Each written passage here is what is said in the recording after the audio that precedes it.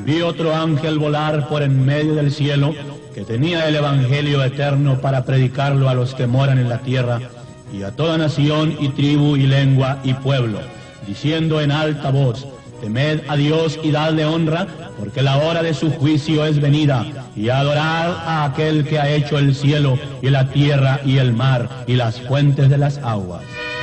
Y ahora, señoras y señores, escuchen la voz del Evangelio eterno.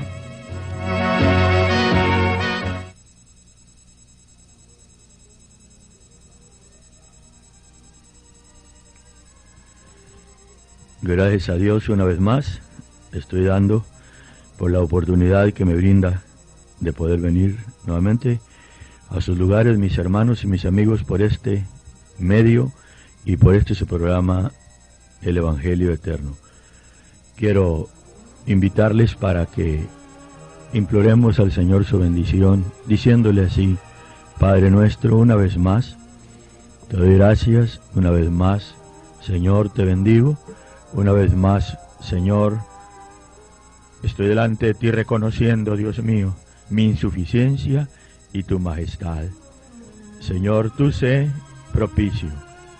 Unge, Señor, mis labios una vez más, y unge, Señor, el oído de aquellos que tuvieran de escuchar. Sé propicio, mi Dios, porque no es mi palabra, no es mi obra, es tu palabra, es tu obra. En el nombre de Jesucristo, danos de tu santa bendición. Gloria a tu nombre, Señor. Tengo una escritura en el capítulo 6 del libro de la carta de San Pablo a los Hebreos. Dice: por tanto, dejando la palabra del comienzo en la doctrina de Cristo, vamos adelante a la perfección, no echando otra vez el fundamento del arrepentimiento de obras muertas y de la fe en Dios, de la doctrina de bautismos y de la imposición de manos y de la resurrección de los muertos y del juicio eterno, y esto haremos a la verdad si Dios lo permitiere. Hasta ahí llego, y quiero enfatizar esta expresión del apóstol aquí: dejando la palabra del comienzo en la doctrina de Cristo, vamos adelante a la perfección. Y mi pensamiento, la idea que está en mi mente y de lo cual he hablado y aún he escrito más de una ocasión, más bien muchas ocasiones, es el hecho de la necesidad que prevalece entre los hijos de Dios, fíjense bien, de crecer. Y digo esto porque he mirado continuamente durante los años de mi caminar, que es una vida ya en el ministerio, he visto que no hay en muchos de mis hermanos que han recibido la enseñanza fundamental de la salvación, el arrepentimiento, el oír la palabra de Dios, el arrepentimiento, el apartarse del mal, el ser transformados en sus vidas por el poder de Dios y el creer en el Señor, creer en su gracia, aceptar la salvación que está por la sangre que Él derramó en la cruz, ser bautizados en el nombre que es dado, que nos ha sido dado, como está escrito, que no hay otro nombre dado a los hombres en el cual podamos ser salvos, el nombre que nos ha sido dado, ser bautizados en el nombre de Jesucristo, recibir de Dios el don de su Espíritu Santo, con la señal y la evidencia de hablar otras lenguas, y caminar apartados del mal, aún tener ciertas o cuales facultades. Eso es parte del proceso del crecimiento. Fíjense muy bien en esto, que es importante. San Pablo aquí, y digo San Pablo porque, entre paréntesis, estoy consciente de que muchos de los eruditos bíblicos han declarado que esta carta no es de San Pablo, Pues yo no tengo necesidad de irme por la opinión de los eruditos, porque en mi opinión esta carta es de San Pablo. Dije, es un paréntesis. Y entonces lo aclaro para que si alguien está consciente de lo que estoy diciendo, sepa que no lo digo por ignorancia, sino lo digo porque tengo mi propia convicción. Entonces aquí San Pablo nos dice, dejando la palabra del comienzo en la doctrina de Cristo, vamos adelante a la perfección, no echando otra vez el fundamento del arrepentimiento, de las obras muertas, de la fe en Dios, etcétera, de la doctrina de bautismos. Ya mencioné lo inicial, lo que es elemental, así como el que va a la escuela no puede ir a la secundaria, no puede ir a la universidad, no puede ir al colegio, sino va primero precisamente a la escuela elemental, o sea, la que conocemos por la escuela primaria. Tiene que ir en ese proceso de ir pasando por los grados que se necesitan para llegar entonces a una mayor madurez en la educación, en la preparación de su mente, en lo que haya propuesto aprender. Entonces aquí estamos ahora, nosotros, porque de paso aclaro, como lo he dicho en otras ocasiones, que no estoy dirigiéndome con los necios, no estoy dirigiéndome con los que no les importa, no me estoy dirigiendo con los malagradecidos, no me estoy dirigiendo con los que viven en la vanidad de este mundo y no les importa ni de Dios, y aún pues no me estoy dirigiendo tampoco con los que no me quieren oír a mí, porque son muchos los que no me quieren oír a mí. Ahí, ¿qué voy a hacer? Por de seguro, pues que no me están oyendo. Y si alguno me estuviera oyendo, probablemente lo haga con un sentir negativo. El punto entonces, para mí, es edificar a los que quieren ser edificados, ayudar a los que quieren ser ayudados, porque ese es el ministerio que Dios me ha encomendado, de ayudar a los santos, de edificar a los santos, empezando con los ministros que reconocen que no podemos decir que las sabemos todas, como he oído muchas veces en el transcurso de mi vida, precisamente a los simples, porque es un simple, porque la palabra de Dios dice que el que dice que sabe, no sabe como debiera de saber. Y también está claro, ¿verdad? Dice que el sabio oirá y aumentará su saber, porque la sabiduría consiste en reconocer que uno no sabe, y entre más reconoce, especialmente en lo que toca de Dios, pues más aprende. Entonces, dije que conozco muchos, inclusive ministros de mi raza y de otras razas, de mi gente y de otra gente, de mi idioma y de otros idiomas, ¿verdad? En donde está esa sabiduría, en donde hay esa sencillez y esa disposición para aprender. Pero en cambio también sé lo contrario. Y dije entonces, mi parte la he entendido porque Dios me la ha encomendado ya por una vida, de ministrar de una manera más particular al ministerio. Y entonces, estando en esa mentalidad, el ministro puede también compartir esta manera de pensar con aquellos que presidiere, que quieren también crecer. De paso, cuando he hablado de esto, he dicho, ¿qué padres pueden decir que son felices con un hijo que está retardado en su mente? Es doloroso mirar padres que sus hijos están retardados. Los aman, los quieren, los cuidan y los honran. ¿Por qué? Porque son sus hijos. Pero ¿qué dieran porque su hijo no estuviera retardado? Que no estuviera deforme sencillamente en su cuerpo físico como están otros. Entonces Dios quiere que sus hijos no estemos retardados hablando espiritualmente, que no estemos deformes, sino que crezcamos. Y necesitamos crecer ¿en qué? En el conocimiento de las verdades de Dios, en el conocimiento de los misterios maravillosos que encontramos en esta palabra.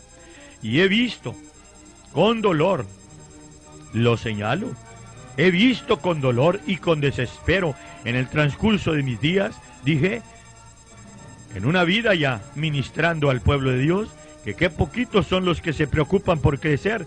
En cambio, son una mayoría los que están conformes, son conformistas. Me dijo una vez un hermano ministro, me dijo, hermano, dijo, yo no sé nada, dijo, todo lo que yo sé es que era ciego y ahora veo. Está muy bueno, que antes era ciego y ahora ve, pero la palabra de Dios no nomás nos dice que ahora ya vemos y ahí nos quedemos, sino que tenemos que crecer, seguir adelante, vamos adelante a la perfección, dejando la palabra del comienzo de la doctrina de Cristo, vamos adelante a la perfección y sobre la base inicial de esas enseñanzas elementales que he mencionado, es necesario que se arrepienta el borracho, el adúltero, el blasfemo, el sucio, como lo hicimos muchos de nosotros. Yo soy uno de ellos, que vivía esa vida sucia del pecado, y llegó el momento en que tuve que principiar por lo básico, reconocer mi miserable condición y aceptar el sacrificio del Señor, su muerte en el Calvario, la sangre derramada, su gracia, y también a su tiempo, habiendo recibido revelación de Dios para entender el bautismo, también pedí ser bautizado en el nombre de Jesucristo para el perdón de los pecados. Saliendo del agua, el Señor quiso darme el don de su Espíritu Santo. Eso es lo elemental, pero entendí que era necesario seguir creciendo, y entonces en ese crecimiento que Dios quiere, dije, enfatizo el hecho que Dios quiere que sus hijos crezcamos. Dios quiere, no quiere que nos quedemos retardados espirituales. Quiere que su hijo, su hija crezca en el conocimiento. ¿Y ahora en qué? En el conocimiento de verdades tremendas que encontramos en el libro. No podría en unos cuantos minutos declarar y dar razón precisamente de esas verdades. No podría, porque son muchas y son tremendas. Me he llevado una vida para yo mismo también poder entrar en esas profundidades y ir recibiendo de Dios de una forma paulatina al transcurso de la vida, de los días, de los meses, de los años, el conocimiento de estas verdades. No pudiera decir en unos cuantos momentos, pero sencillamente quiero señalar algo que en días pasados hablaba y que una vez más quiero traer la referencia, algo que es tan básico en lo que toca a las verdades de Dios, es que somos ahora hijos de Dios. Una de ellas, una de esas verdades, oigo la expresión de los que se han convertido al Señor. Muchas ocasiones, la expresioncita sencilla, sencilla completamente, sencilla.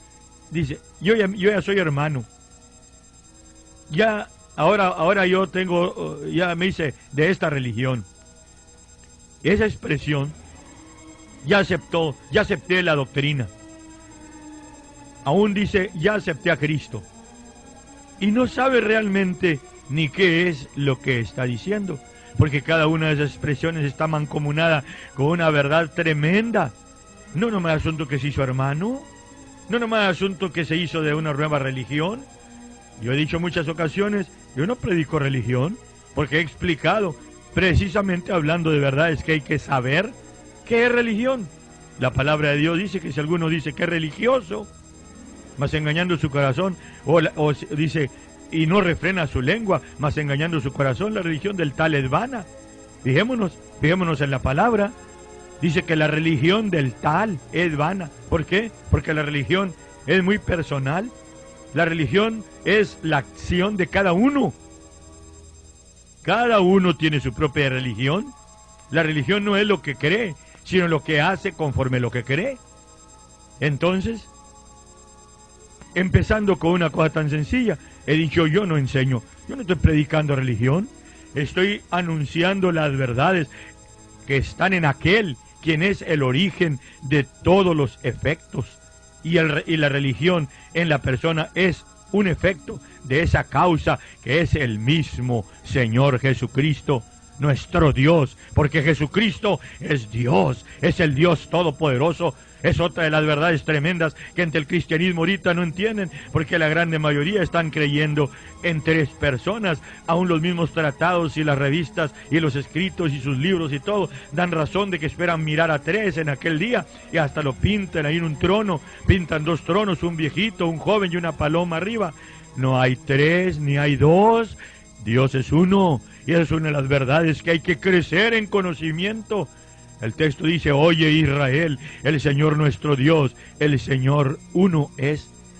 Ahora, sabiendo ese misterio, no es negocio decir yo ya me la sé, yo ya estoy bien claro completamente, ya sé todo, ya sé quién es Dios en una forma completa. Dios me lo dijo hace 10 años, me lo dijo el Señor: diles a mis hijos en donde quiera que vayas y por los medios que yo te ponga, que hay muchos de ellos que dicen que me conocen, pero en realidad no saben quién soy. Dios me lo dijo, por el Espíritu Santo me lo dijo el Señor, delante de muchos testigos. No saben ni quién es Dios. ¿Por qué? Porque se reducen a lo elemental. No saben qué es en realidad ser hijos de Dios. ¿Por qué? Porque se reducen a lo elemental. Yo ya creí, ya me bauticé, ya hablo lenguas, ya no fumo, ya no tomo, ya no bailo, y ahora yo pertenezco a la iglesia de fulano, y eso es todo. Son montones, multitudes de mis hermanos que conozco. Dije, no me estoy refiriendo a un grupito, ni una región, ni a una raza, ni una lengua. Estoy hablando en un sentido mundial porque me consta. Y entonces son tantos los que he oído que precisamente dan razón de su ignorancia por derecho. Porque no estoy diciendo ignorancia por insulto, sino porque ignoran las verdades, los misterios tremendos que he estado ya señalando, empezando con saber quién es Dios, quién es el Padre, quién es el Hijo. El Padre es el término que usa la palabra de Dios para describir el aspecto invisible, infinito de Dios, que no termina, no principia, ni termina, ni en tiempo, ni en distancia. Nunca empezó, ni nunca se acaba. Nunca empieza en distancia, ni nunca tampoco tiene fin. Infinito, eso es lo que el término Padre describe en la palabra de Dios. El término Hijo, la misma Escritura dice que es la imagen del Dios invisible, el primogénito de toda criatura. O sea, es el cuerpo visible del Dios Espíritu invisible que está en forma infinita, ya dije, y nadie puede apreciar su inmensidad, su infinita existencia. En cambio, Él es visto por su creación en ese cuerpo que Él mismo no lo hizo, sino que lo engendró. Fíjense bien la palabra, porque un padre no hace hijos, un padre engendra hijos, y Dios engendró su propio cuerpo, y dice de su propio cuerpo, precisamente aquí en Hebreos capítulo 1, dice: del cuerpo de su gloria, mi hijo eres tú, yo te he engendrado hoy.